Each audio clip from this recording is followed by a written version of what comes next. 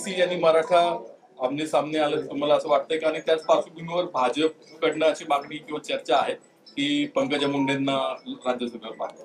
नाही, पंकजाताईंना राज्यसभेचं सीट जर बीजेपीकडनं दिलं जात असेल तर त्याचं स्वागत सगळ्यांनीच केलं पाहिजे.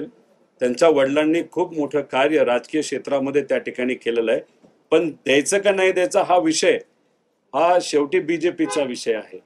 त्यामुळे बीजेपी त्या बाबतीत काय करतं हे आपल्याला बघावं लागेल.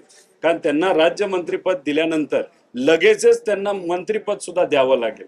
त्यामुळे येत्या काळामध्ये त्या बाबतीत काय होते आपल्याला बघावं लागेल. फक्त माझं एकच मत आहे की शेतकरी, कष्टकरी, बेरोजगार युवा, विद्यार्थी सगळ्या समाजाचे, सगळ्या जाती धर्माचे आज अडचणीत आहेत.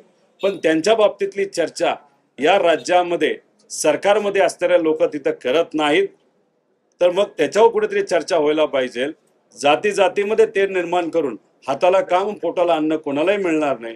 त्यामुळे हे जे विषय आहेत सर्व पक्ष एकत्रित येऊन सोडवले पाहिजे. पण मेन मुद्द्यावर सुद्धा कुठे ना कुठेतरी चर्चा झाली पाहिजे असं आमच्या सगळ्यांचं मत. रामदास कदमांचं परवाचं स्टेटमेंट बघितले की भाजपमुळे आमच्या 4-5 सीट कमी झाल्या, अजितदादांनी थोड्या दिवसानंतर यायला पाहिजे होतं. हसन मुश्रीफ आज बोललेत की मुख्यमंत्र्यांनी अनेक ठिकाणी लक्ष घातल्यामुळं खरं तर शिवसेनेची मतं वाढलीत का?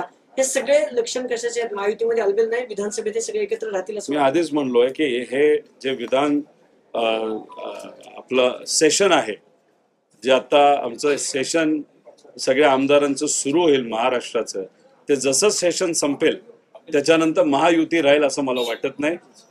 निधी जो सरकारचा आहे, जो राज्याचा निधी आहे, आपापसात वाटून घेतला जाईल आणि जसं हे अधिवेशन संपेल महायुती